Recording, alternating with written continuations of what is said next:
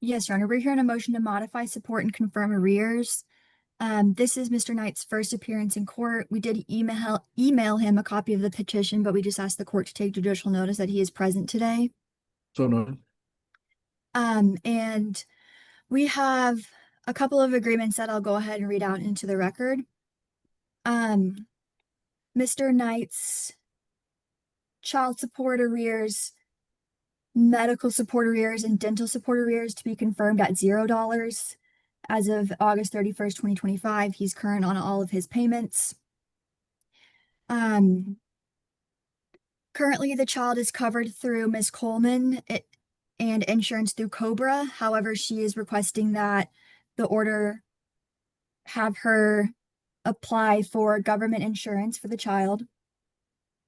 And she's in agreement to keep the child covered through that source. There's no family violence and no request for a non-disclosure. Mr. Knight is currently employed as a teacher.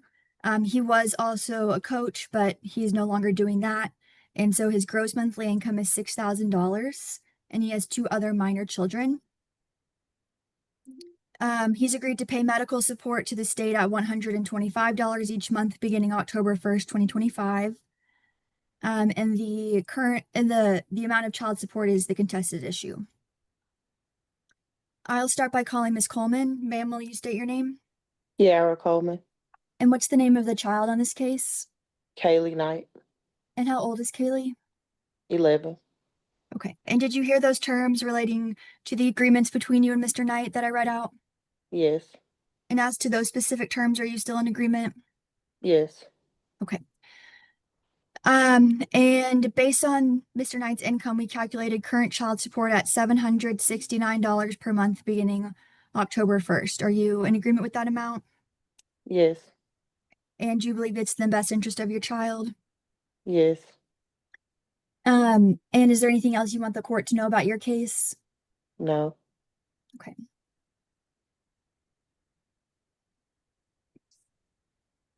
Okay. And just to clarify on the health insurance, you are wanting to apply for government insurance benefits? Yes. If I can keep her on it, I'll keep her on it. Okay. Do you know if you would, does she have that right now or not No. currently? So it was canceled after the last time we met. So she's Okay. just under the Cobra. But if I'm able to keep her on the Medicaid, I will keep her on the Medicaid. Okay. Thank you. I'll pass the witness. The state calls the father. Sir, will you state your name? Corey Knight. And Mr. Knight, did you hear those agreements I read out at the beginning of this hearing? Yes, I did. And as to those specific terms, do you still agree? No, I wasn't. When I talked to the AAG, we talked about a $600 That's not one of the change. agreed issues. The agreed issues, the contested issue is child support. So what she's asking you about everything else except for child support and whether you agree to those or not. Okay, so what am I agreeing to again?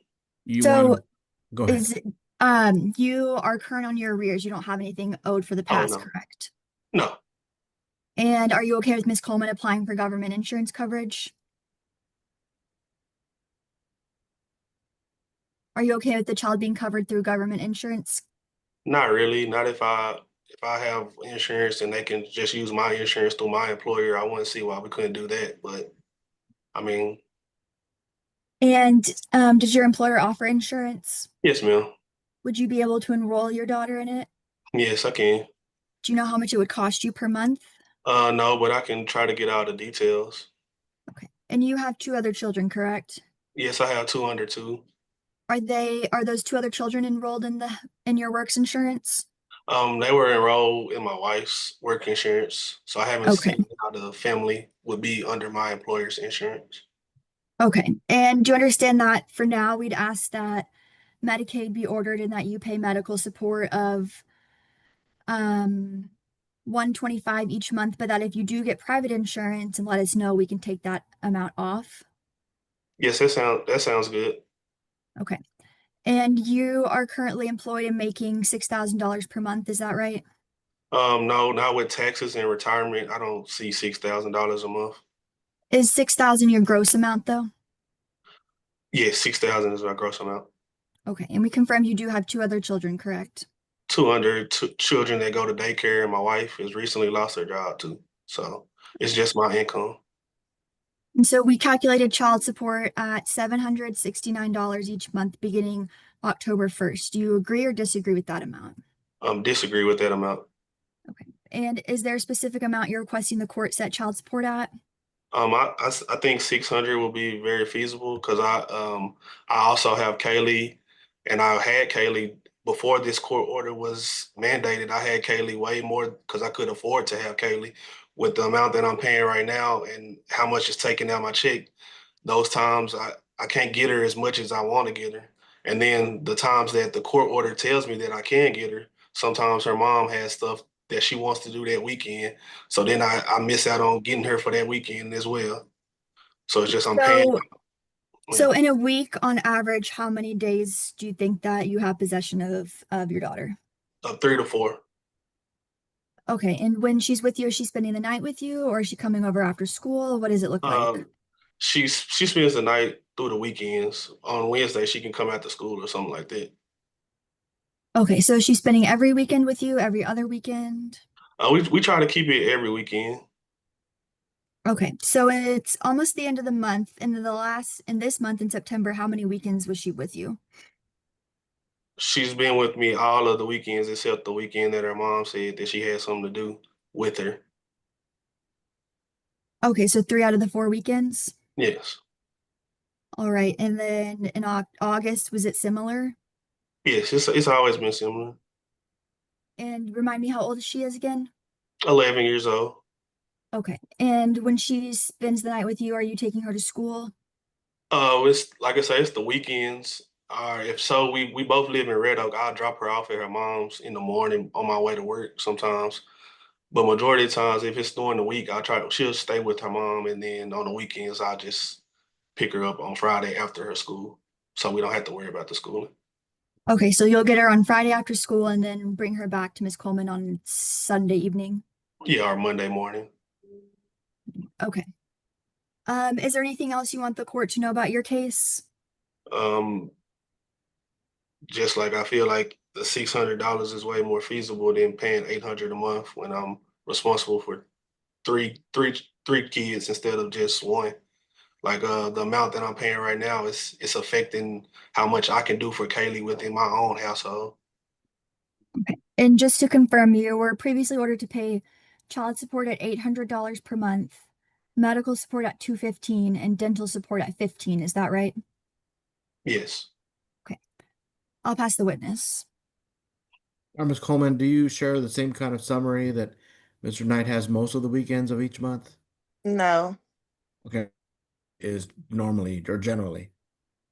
he will get her every other weekend, and he does not keep her during the week. Okay, when we saw y'all about a year ago, y'all were kind of splitting possession. When did that change? When the court order changed, when he was ordered to pay more, he stopped getting her. Oh, okay. So that would kind of match his testimony today that he wasn't able to afford doing the more visitation. If that's what he wants to say. But no, because it wasn't stopping nothing at first. So Mr. Knight just testified out of September, he's at 3 of the weekends of 4. You say that's not true? No, he had her 2 weekends out of the 4. Okay, and then what about in August? About the same, 2 weekends out of the 4. He gets her Okay. every other weekend, not every weekend. And then when your child was in school in May, was it the same kind of deal or was it different? The same kind of deal. He does not get her during the week. It's every other weekend. Okay. All right. Okay, so we're doing a judgment for child support, medical support, and dental support arrears at 0, so you don't know anything for the past. We're doing government medical for insurance right now. I think you'll find out, Mr. Knight, that your insurance at your school district is gonna be crazy expensive. I haven't met a school teacher yet in the state of Texas that has an insurance that's reasonable. It's not your fault, but that's state of Texas, I guess, or the school districts. I don't know who to point fingers at, but when I see people that are teachers, their insurance just to cover kids is usually around $800 a month. Could be worse, could be a little better. And that's just including kids. And then if you include a spouse or you include yourself, you're talking about maybe $1,000 to $1,500 a month. Maybe you have a special situation. I don't know. Maybe there you have that one school district that has a low or reasonable insurance, but it's probably likely that's not true. Uh, when we look at, well, do you want to pay 125 or do you want to pay 800? I think the answer is pretty clear there, but definitely look into it and find out. Like I said, maybe you have that one insurance that's going to be cheaper than $125. And if it is, then go with that. Let's go with the cheaper choice. Mhm. But I can tell you from experience that that's not usually the case. But if you already had the Understood. other two kids that are involved in your case on insurance, then maybe you're like, well, I'm already paying $800 for them. They usually don't charge for extra kids. So once you have one child covered, they will charge you the same price for one as they will for 10. Mhm. So then that might be different. Maybe you choose, well, I want to have the two I have that live with me on insurance as well.